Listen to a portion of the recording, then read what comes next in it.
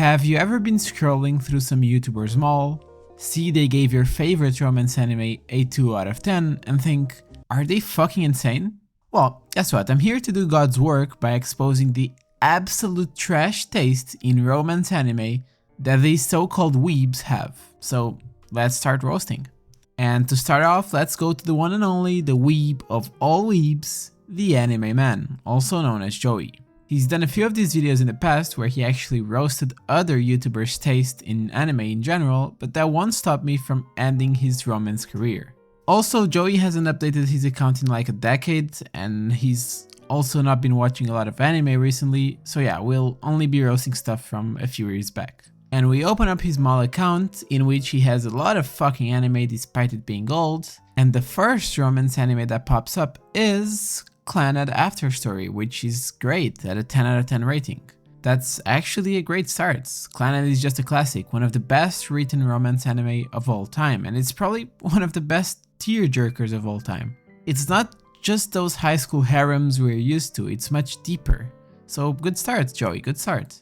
And yeah, Joey's pretty careful with the amount of 10s he gives out, so it seems Clannad After Story is the only romance anime he has here. Then we have Toradora at a 9 out of 10, and to be fair, if you watch Toradora for the first time in 2025, you probably won't like it very much. It didn't age that well. Truth is, Toradora walked so every mid-tier tsundere romance could run. It's basically the reason we got 1000 clones of like, oh, there's a tiny violent girl that bullies a generic nice guy anime. But sure, at the time it came out and for a few years after that it was still a great show, so I'll allow that. I also can't possibly roast Bakemonogatari at a 9 out of 10, so I'll just willingly accept that. And same thing with Angel Beats. What the fuck, Joey, is your taste actually good? And then we have Anohana at a 9, which is also amazing. I really can't find a bad take. All of these last three have been amazing in their own ways. Angel Beats is just an amazing show with such a cool concept. Anohana is just a crying fest in a good way, obviously, because, well, Manma is here making you question your own existence.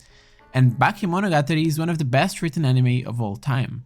And then we have the pet girl of Sakura So at a 9 out of 10, which is the first take I kinda disagree with. This is by far the worst one until now, and in my opinion as a romance guy, this show is a bit overrated. I gotta be honest, bro, this anime is literally, oh, I'm a struggling artist but my roommate is a genius with the IQ of a toddler. The romance is mid, the drama is mid, and the only thing not mid is Mashiro's looks. And Joey probably gave it a 9 because of her.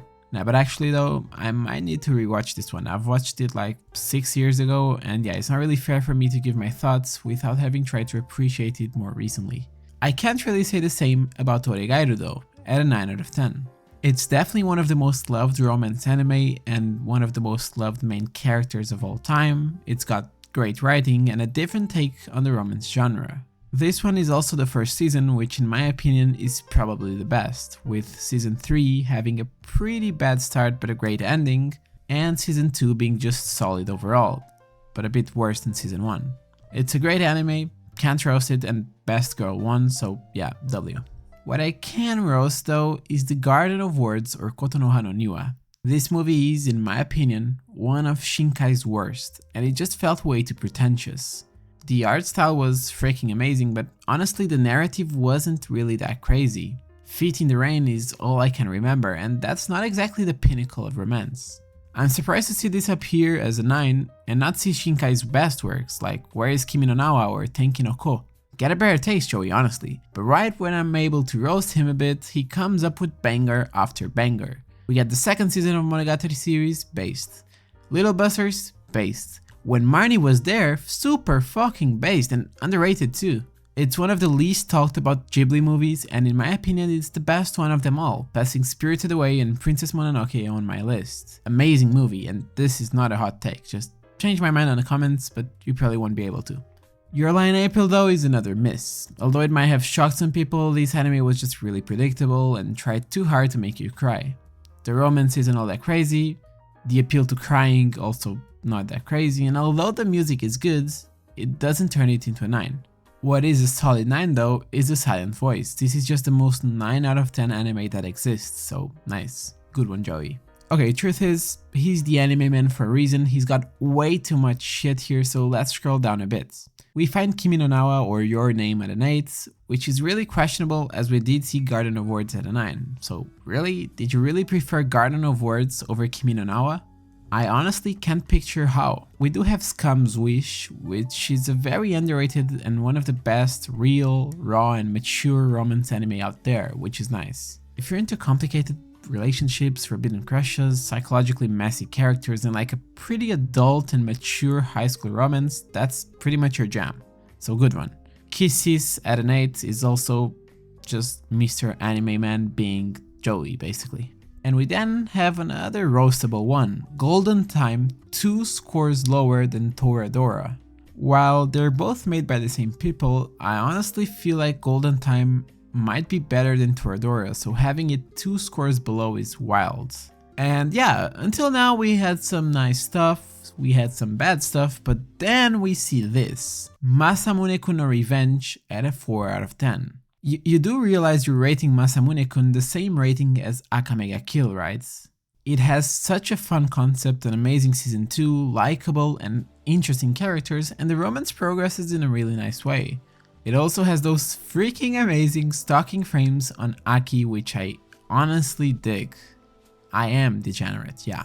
Masamune-kun is by far the best revenge plan so dumb it actually works anime of all time.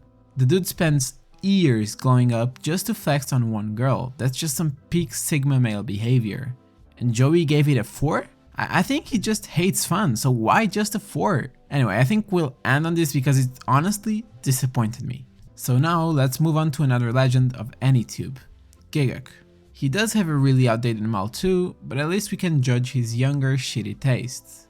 But I can't roast him yet because he does have Your Name at a 10, which is much better than Joey's tastes. What I can roast though is having Eromanga Sensei at a 10? It surely was bait, right? There's just no way he actually thinks this is better than a 5 out of 10, right? And yeah, Garnt overall seems to agree a lot with Joey on many anime. And I've already covered those in Joey's list, so Anohana, Your Lie in April, all of that was already covered. Then we see Oreimo at an 8 out of 10, and we do know Garnt loves this trashy kind of romance. I believe he even puts Oreimo in his 3x3 if I'm not mistaken, so yeah, apparently Garnt loves incest? I then scrolled down a bit more and found Waiting in the Summer at an 8 out of 10. Really? Just because both Anohana and Anonatsu de Materu start with Ano, it doesn't mean they're both good. One of them is good and that one is Anohana.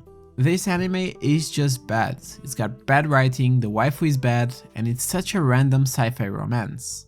It's basically Anohana but make it aliens, worse, and with a budget that went missing. If you desire for sci-fi romance, Steins Gate is your pick, not this bullshit. Honestly, it's like a 4 or maybe a 5 out of 10 stretching it.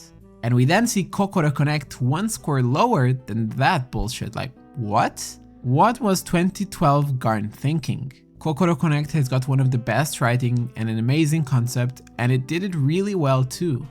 In what world would it be worse than fucking Anonatsu de Materu? It's crazy. I unfortunately was not able to spot Domestic Girlfriend on Gigguk's list, which is kinda sad. I feel like it'd be at the base 10 out of 10 rating though, so yeah, nice. Anyway, let's move on to the next YouTuber. And why not finish off with not only a YouTuber, but actually one of the best and biggest YouTubers of all time, PewDiePie. But before I roast his taste, let me roast his fucking design choice. What the actual fuck is this design, Felix? Like, why did you even go through the trouble of changing your My Animalist design and colors if you're gonna run with this bullshit I'm saying? Anyways, he's got a silent voice as a 10, which, as I said previously, for me that's the most 9 out of 10 anime there is, but I'll accept it for now. Clannad here makes sense, but honestly Afterstory is just much superior. We then see Teasing Master Takagi-san Season 2, which didn't really seem PewDiePie at first, but after giving it some thought, it does make kinda sense. It's pretty good, so I can't roast it much. Now, what I can roast is having Rent a Girlfriend any higher than a 3.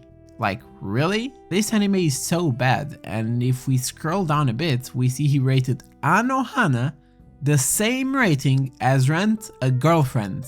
Are you perhaps clinically insane? Does someone have to like warn you of some kind of trash taste disease or something?